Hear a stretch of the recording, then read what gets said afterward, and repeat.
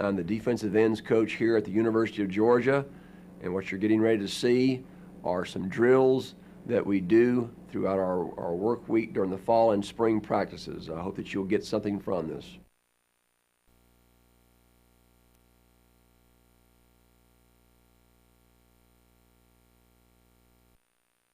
You can see here a player in a stance that, and every player is different, and the number one thing you want to make sure is that a player is comfortable in his stance. Now sometimes he might think he's comfortable. In reality, he doesn't have very much chance for success. This guy's in a basic run stance, okay? You want to have your near hand down to whichever player you're attacking.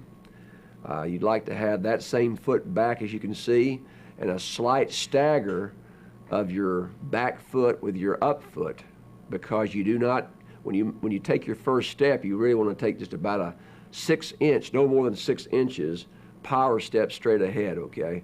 So you want to make sure your rear end is about a little bit higher than your back here, your shoulders. This drill is called shoot the hands, and as it says, we're trying to shoot our hands as quickly and as accurately as possible. This drill, like so many drills, is specific about his hand speed and his hand placement. Hand speed, meaning how quickly can I bring my hand from the ground, and this one is cocked, and hand placement, how accurate are my hands. Every time a player does this drill, he should hold the position, get the feeling of his pads out and his hips back. He wants to critique his hands. Are his hands together? Are his thumbs up? Is there any cloth or daylight in between his hands? If so, he needs to replace his hands and make sure they are inside. Another thing you would like to critique here is his arms and how are they locked out. So before he releases this post, he should critique his hand placement and are his arms locked out. And notice that this drill is being done on his knees, where he's not thinking about a step. He's not thinking about anything but his hands, so he can be more specific. You can see a little bit different angle of the player doing the shoot the hands drill, okay? You can see again by critiquing, if his thumbs are up, chances are his elbows will be inside and he's got more power. If his thumbs are down, his elbows will probably be out. And if you're going to push a car that was stalled, you'd probably want to get your thumbs up and your elbows tight to get maximum strength. You would not want to chicken wing or have your arms, elbows outside. His thumbs are up, his hands are together, and his arms are locked out. Okay, this is what we want. This drill is called strike launch. Now, we're now getting in a stance, okay, but we're not taking any steps, all right? All I'm trying to get out of this drill is to get players getting the idea of coming out of their stance and closing the neutral zone, the zone between the defender and the offensive player. Who can close this neutral zone, this space, the mostly and the most violently? He's still going to deliver a blow now with what I call the triangle. His hands are the bottom part of the triangle, and his eyes are the top part of the triangle. Whenever he's ready, what he's going to do is come off with a flat back, and what I call flat back and hat speed. Hat meaning your helmet. How quickly can you get your helmet through the neutral zone and close that space? You're trying to get players to come out of their stances and understand that a violent get-off is probably more important than anything else they're going to do. They've got to get out of their stance. If their feet look like they're nailed to the ground, it's no good. If they look like toothpaste coming out of a toothpaste dispenser, it's not any good. You don't want guys oozing off the ball. You want people attacking. Now this player here is holding a hand shield, and he wants to hold it about eye level, all right, where his face and his hands are hitting the shield. You want to lead with your face and hands. I use the analogy of a snake coiled up. His face and his hands are like his fangs, and he's striking with his fangs. He is literally leaving his tail behind and laying out. This guy will give ground on contact. If he doesn't, he might get hurt, or this guy might get hurt, okay? He's going to get back up in his stance, and you notice his first time, I think he was in a right-handed stance. Now he's in a left-handed stance. You want your players to be able to play in both stances, all right? Whenever he's ready, he's going to go flat back and hat speed, just to get used to coming out of his stance. He's not taking any kind of step here. He is just laying out, The name of this drill, as you can see, is first step roach. You might be wondering what that means. All right? First step roach. All we're trying to get players to understand is you do more damage than good with a long step. You only have so much time. You're not that far away from the guy you're going against. He's taking a step forward. You're taking a step forward. You want to make sure your feet are in the ground on contact. And if there was like a cockroach right there, all you're trying to do is squash him right there. Not stomp him, but keep your cleats in the ground and just move no more than 4 to 5 inches, which basically makes your stance now parallel. So when you're engaging the blocker, just like you do if you were moving a box or lifting a weight, you'd want your feet with a good base where you've got the best chance to have full strength. The next drill we're doing here is what I call first step fit. Now he's in a stance, and he's still going to take that roach step, and he's going to incorporate several drills you've already seen. I mean, the last drill he did where he took the roach step as well as his face and hands. All right? He wants his face and hands to hit simultaneously. This player has a bag. This player is bracing him. He's not trying to lock out. He's just trying to hold a fit and get the feel, and this is an exaggeration, obviously, of playing low with a flat back. You should be able to eat off a guy's back when he makes contact with a base block. Okay? You should be able to eat off his back. He wants his elbows tight. He wants his eyes up. You don't ever want to hit with the top of your head, as you well know. Never hit with the top of your head. Hit with your eyes and your hands. I think that we're going to try to do this now over in a post now and show the exact same thing. As you can see here, he's hardly taking any kind of step. But what he's trying to get the feel for, and obviously you're not going to be that close to an offensive player. By the time he comes off the ball, they're both closing daylight. He wants that good fit. His eyes into the bag, his hands inside, his elbows tight. If your elbows are tight, odds are your hands will be inside. You don't want to ever have guys get the bad habit of getting the outside of these bags with their hands, because all that does is encourage them to play with their hands outside, and they're going to lose. Notice how flat his back is, how balanced his stance is. He's got maximum use of his strength now, okay? So now the next thing he's going to do is just come out of this and basically separate. That's not the purpose of this drill right here, is separation. Here, we've taken a little bit of every drill and have incorporated it. You've seen us strike launch where we're trying to get our hat through the neutral zone. You've seen us take a roach step and a fit. Well, now it's time to try to put it all together on this post. Taking a short first step, face and hands, locking out, and getting a feeling of leverage here, okay, of locking out. Now, let's go through this again. Again, his first step, he comes off, he's got a flat back, his hands are pretty good inside. If you do a great job of hitting the offensive player and your hands are a little bit outside, it buys you time to replace your hands and get them inside. So here I would encourage this guy to totally close all that daylight where you can't see any red between his hands. You want to bend your knees and drop your butt, lock your arms totally out. Just a different view of the same drill. Hips back, pads out, good feeling of leverage. Okay? Strength is important, but you cannot play this game face to face, chest to chest, okay, groin to groin. All right? You've got no leverage there. You've got to get your hips back and get leverage. This is leverage right here. That's a good angle right there. Good angle. This is taking it a little bit further now. We attacked a post that wasn't moving. And a lot of guys like to use a lot of apparatus that doesn't move. I like to use stuff that's moving because bags generally don't fight back, okay? Oftentimes I say down the hash. As you can see, this is not a hash, but because of filming this, this is the best angle I could get. He's basically going down the yard line here. He's got his crotch right in the middle of this yard line, and when this guy flinches, the coach will basically say ready. Anytime after the coach says ready, this player on his own is going to try to reach this guy. I've got to be quicker than he is, lower than he is, and have better hand placement than he is. My get off of my hands have got to be more violent than his is. Now you can see right here, his first steps on the line. He's not real bad, okay? He's basically square. You can see him leading with his hands. I talked about his hands and his face being his fangs if he was a snake. striking. You want to have a goal line mentality just about every time you play an offensive team. Some formations you wouldn't want to have a goal line mentality because you'd run yourself out of plays and hurt yourself. But most offensive plays that are lining up in the I formation or heavy sets, you want to have a goal line mentality. I don't want to defend anything. I don't want to react to him.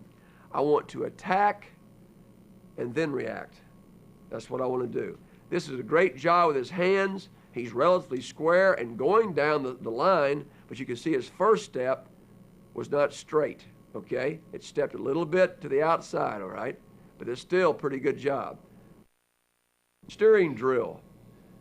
And as it says, we are putting a defender or a defensive end in a predetermined reached position. He has been reached by the offensive player, all right? Now, I've always believed it's not a cardinal sin to get reached. It's a cardinal sin to get knocked off the ball. I'll say ready. Anytime after I say ready, this man will start the drill. As soon as he feels pressure, he's got to start fighting it. Again, I think you can see even some of the things we've already discussed about hand placement, about our hips being back, our pads being out. Get your feet working in your hips.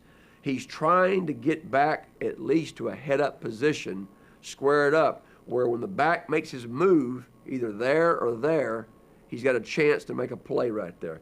Notice his hips. If your hips are out in the hole, you're going to be in great position, okay?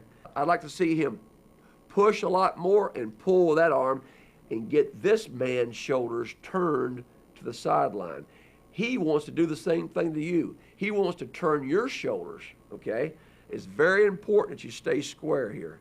Very important. Now, if this guy's a very good player and you're a very good player, this drill will probably stay right down this line. The better he is, the more this guy's going to be coming at an angle like that in the backfield, or vice versa.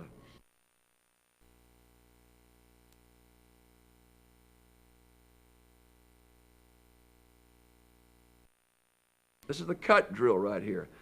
This is to work on playing off cut blocks. All right? Now, you can use a real body. In this case, we did not use a real body. All right? You got to be under control when you use real body so that no one gets hurt. But this is pretty good technique by him. He's simulating a defensive end. The ball's right here, and I'm simulating a fullback. I'm throwing a long, low boy dummy at his outside knee. I am trying to run that dummy through his outside knee. All right? As he engages, it's not a whole lot different than defeating any kind of block, except this is just a low block by a running back. I'm playing with a triangle again. My eyes and my hands. Just imagine that that's the head, a guy's helmet, and his shoulder pads trying to come and get to my outside knee and chop me, cut me, or tie me up. If all he gets is my face and hands, and he can't get my outside knee, and if I can deliver a blow and give ground on contact, because a man coming at you is going to be a lot heavier than his bag is, I'm going to be in good shape to make a play. I don't want to be top heavy and stumble over the block and get tangled up. I want to give some ground on contact, skate to the outside, and be ready to play the quarterback or whomever is coming. This is nothing more than a bag drill to simulate. We don't want to pick our knees up in terms of to our chest. If anything, using these bags, we want our heels to kick us in the rear end. We want to bend, keep our knees there, and kick right here. All we're doing here is trying to simulate going over bodies. Can you run over bodies? Can you, or do you fall on trash? This is nothing but trash on the ground that we're trying to get over as the play is going to our outside. Once we got over all the trash, we're just simulating a good form tackle. You can do this form tackle, and it takes no pounding on your body, okay? On your body or his body. And I'm not saying this is the only way you should tackle, but this is a great way to teach form tackling and how to bend your knees, drop your butt, and what I call going low to high. You want to hold that shield relatively low about how he's holding it, okay? So he has to go face and hands and club up. Look how he's clubbing up. He wants to bend his knees and attack low to high and get that feeling of hip roll, feeling of leverage, face and hands, clubbing up, and getting that exaggerated feeling of a perfect tackle. And again, there was no pounding on his body doing that. Okay, you can do this all day long. You can do this in the summertime and work on tackling. So when you do come in August, they got it down, okay?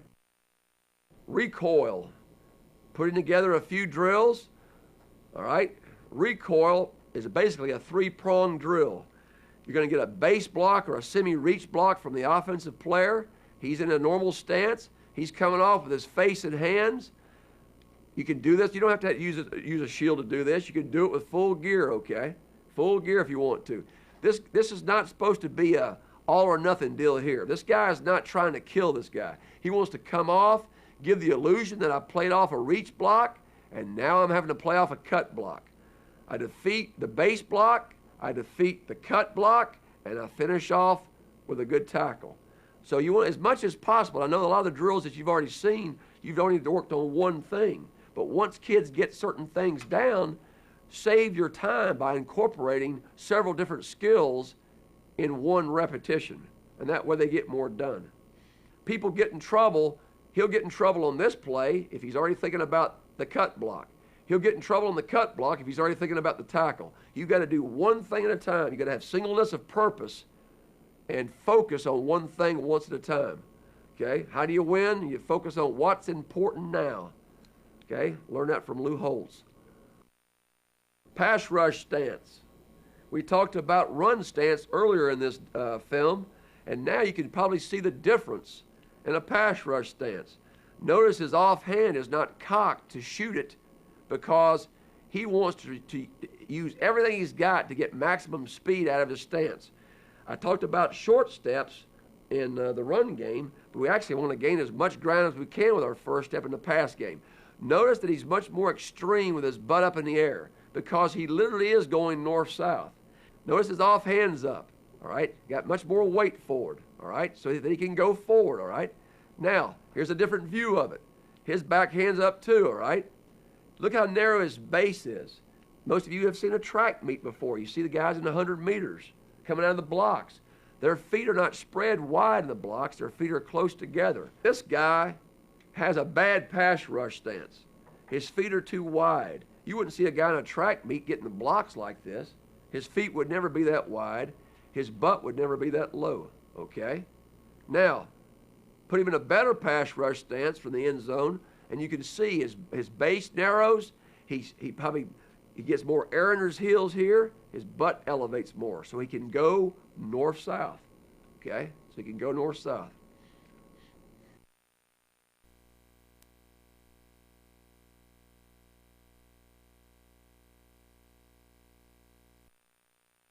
Okay, the next thing we're going to talk about is get off. I mentioned this term, I think, once earlier. And whether it be the run game, which is what we talked about, all the drills we've done pretty much previously have been run game. We're now more into the pass game part of it. Either way, the most important thing you can do as a defensive end is have a violent get off, whether it's run or pass. It's the first thing, in my opinion, that you should master. This is the drill here. And any way you can make any drills competitive, the more the better. Because if a kid's a competitor, he's going to get better. And plus it also identifies the frauds, the people who don't want to compete. All right? Now, you notice they're all in pass rush stances. Okay? All their weight's going forward. You got a manager here with a ball stick. He doesn't have to have a ball stick. He could just have a ball. He could have a hat. He could use his hand. Doesn't much matter, okay? He's giving cadence right now. Cadence. You want your players to anticipate cadence but not go on cadence. And all they're doing is zeroing in on this nose of this football. And when it flinches, who can get off the ball quickest and make it a race, put somebody down here 5 yards away? Who won the 5-yard dash? Okay? Who won the 5-yard dash? Make it competitive. Put players up against each other that have equal ability. Have a loser's bracket or winner's bracket. Okay? Have players over here that have to pick the winner. Say you have the championship round. Everybody's got to pick who they think is going to win. Half the guys come over here, we think 58 is going to win. Half the guys come over here, we think 42 is going to win. Whoever wins, those guys don't have to do any up downs. The losers, including the guys that picked him, have to do up downs. Make it competitive. Get off and touch. We're now still incorporating the get off deal that we just got through working on, but now we make it really competitive. We put two players almost side by side. Okay? You can say, hey, your hand's on the paint. Your hand can't be on the paint, so it's fair. Put this guy no closer than 2 yards away from them, 2.5 yards. Coach will say, ready. Anytime after the coach says ready, this player, who I call the rabbit, will try to backpedal as quickly as possible. As soon as he flinches, moves a muscle, these guys are trying to see who can get off the quickest and touch this man first. As you can see here, it's not even close. This guy even saw him bending his knees to try to get out of his stance so he could backpedal. Watch how much quicker this guy is. That's worth everything right there. That may be 12 inches, 10 inches, 6 inches. But that could be the difference in a successful pass rush or not. How quick you're off the ball, how quick he's off the ball, and how much you can close this neutral zone, because the more you can do that suddenly, the less time he has to get in his comfort zone to block you. He's now reacting to you. Get off and retrace. We're still in the get off mode. Look how much time we're spending in pass rush just on this alone. Okay? I'm convinced that other than just flat out desire to get to the quarterback, the most important thing is a violent get off. A great get off. Does it look like you know the snap count? What we're simulating here is get off on pass rush. And about the time we get into our pass rush, we either identify that it's a draw, or I didn't quite get to the quarterback. Now I want to retrace my steps and run to the ball once it's thrown. But more important is probably snap the ball to a quarterback. It's a quarterback draw, or he's handing the ball to a back. Now, once I get up the field, can I retrace my steps and come right back to where I came from? Okay? We're still off the ball stick. We're still working on get off. As you can see, 42 beats 58 here on his get off. Now the key thing is, do you waste any time on the retrace? You want to make sure on the retrace that you open back up to the inside as you drive back to the line of scrimmage. The winner is who gets back to the line of scrimmage first. That's the winner. This next drill is called the hand drill, and it's pretty simple. This player here is an offensive player, this one a defensive player. The offensive player is going to simulate an offensive lineman pass blocking. And very simply, he is going to shoot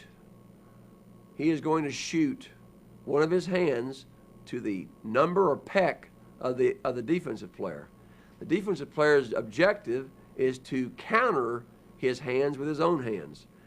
It's something basically that I call being proactive with your hands and not reactive. So many times we wait until an offensive player's hands are on us and then we try to get them off, as opposed to never letting them get on us. So all this is kind of a martial arts kind of a thing, hand-to-hand combat deal of shooting my hands, and whatever hand he shoots, I want to counter with that same hand. I don't want to cross my body. Here you see the defensive player grabbing his forearm, pushing it away.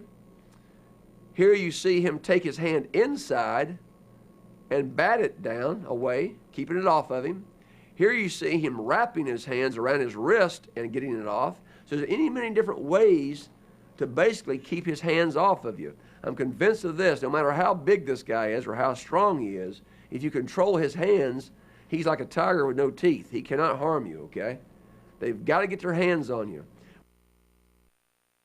This next drill is very much like the previous drill you saw. This is called hands, hip, and rip. All he's doing now, this guy will shoot a hand. He is going to break the hand down, and by violently attacking with your outside hand, not only do you get his outside hand off of you, but you get your hips around. And the importance of that, obviously, is your hips have got to be parallel to the line of scrimmage, or you could never get the quarterback. The quarterback might be in here somewhere. Well, you might beat him outside, but if your hips are north-south, that's where you're going to go. Wherever your hips are pointed, as you well know, that's where you're going to go. So hands and hips are critical. Hands and hips are critical. You cannot do enough of that. Use pop-up dummies. The best drill you can ever do in pass rush is going against offensive linemen, not dummies. But again, it allows guys to understand concepts, and all he's doing here is basically the same thing you just saw when he was going up against a man. He's trying to break down the guy's outside hand, and by being violent with that outside hand, It not only gets the hand off, it turns his hips. And this is just doing it with bags simultaneously and working hands and hips. That's all this is. Next drill is rings, hoops, however you want to call them. This hoop is not, the circumference of it is not big enough, okay? It needs to be a bigger hoop, okay? All right? And the reason for that is the man inside the hoop is almost like on top of the guy going around it, okay? If it was a little bit bigger, he could stay away from this guy. Now, you get probably more different things from this drill than anything else. You can work on get off, because as soon as this guy moves his foot, that simulates the snap of a ball, he's working on get off. Now, after that, the key thing is he wants to go around this hoop as tight as he possibly can. So it's about getting my feet moving, and my feet and my hands are constant motion. This guy here has got some arm shields on his forearms, and he will give them to him at times, and when he does, I want to work my hands, and by working my hands, work my hips, okay? Again, this guy's having trouble staying away from this guy because he doesn't have any room to move in here. You need a bigger ring than this, okay? All right? He should be back in there, making this guy lean into the hoop, getting a feeling of my body being horizontal to the ground. Here's a little bit bigger ring here. This player here is slow motion. He's not going. He's also very upright. He's stopping as he goes. You want to be flying around here and turning your hips into the ring, okay? All right, he's way too high, way too high. You can work pass rush in any number of different moves, and it's almost like choreographing dance steps, you know, 1, 2, 3, whatever it might be. For example, right here, these guys have got these arm shields here. He's already in an upright stance. We're pretending we've already come out of our stance.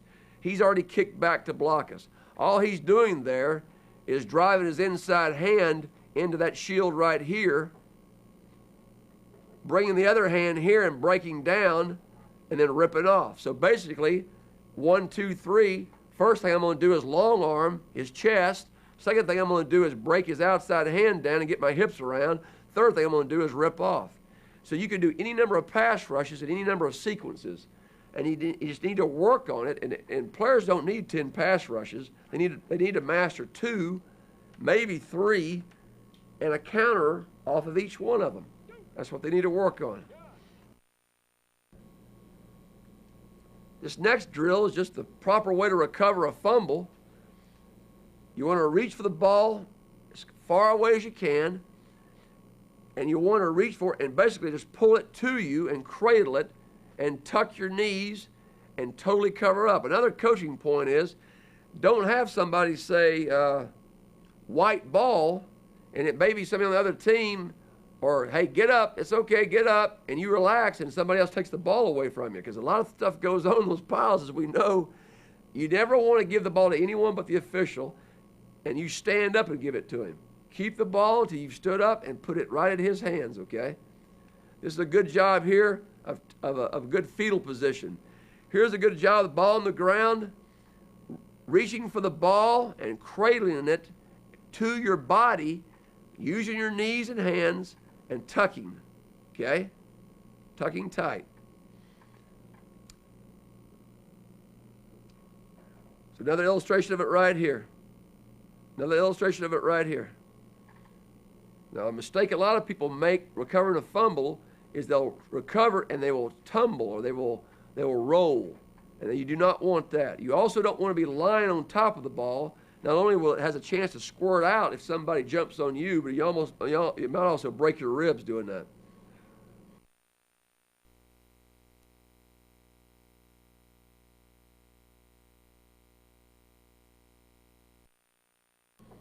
Fumble scoop. Instead of recovering a fumble, we're trying to advance the fumble. As you can see here, he is not running to try to pick up the ball. He wants to almost skip step and get his feet out of the way. Oftentimes when people try to pick up a fumble, they will kick the ball because they don't have their feet out of the way. Skip away from the ball, and you can't see it right here. I hope you'll be able to see it on another rep. you want to put your little fingers together and almost form like a baseball glove. And what you're trying to do is scoop the ball. Scoop the ball. Because if you do it this way and you don't get the ball, you'll probably keep the ball rolling down towards their goal line. Now somebody else can come go get it. If you overrun the ball, it's sitting right there, they may get it. Keep the ball going to their goal line if you don't get it. Scoop the ball and look at it. Notice how he looked the ball in there. The goal line's not going anywhere. You don't need to look down there. Look the ball in.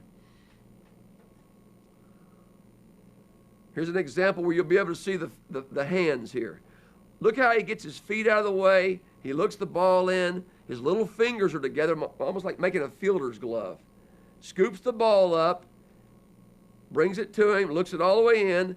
If he didn't get that ball, it would be probably being pushed this way. So he still has a chance to get it. If he tries to pick it up, he's going to overrun the ball or maybe kick it.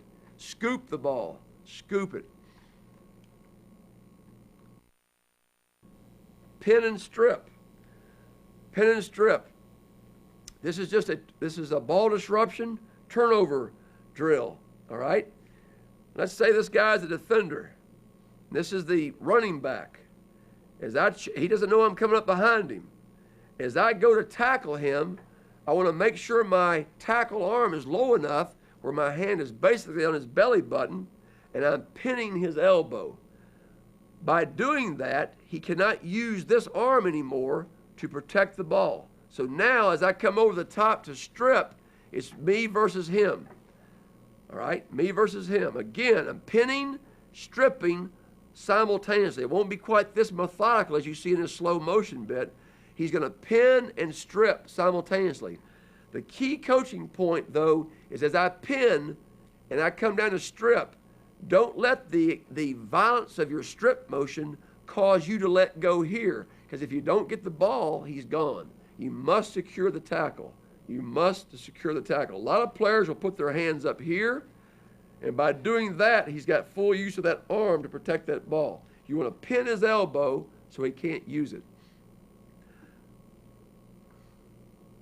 Now we're going to see the end zone version of how this drill is run.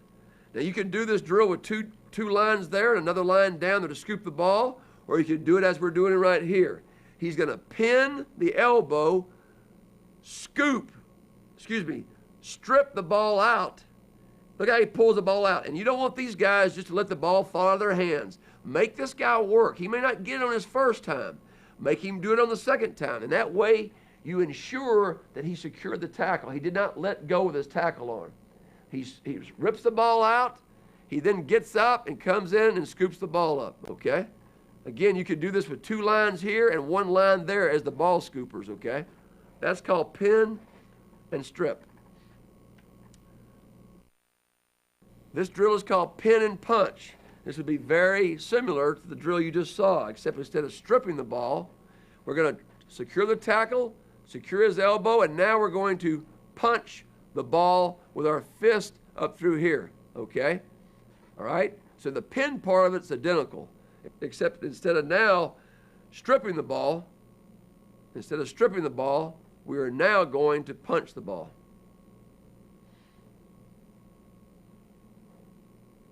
Here we are from this view right here. On the command of go, he'll probably run at about a speed of about 3/4 speed. It doesn't have to be an all-out sprint. You're working on this technique. As he goes, he is going to pin the elbow to keep him from using that arm to protect the ball. And it's going to be actually much quicker than this. It'll be a pin and strip very quickly. Ball's out. He too will scoop the ball and score with it.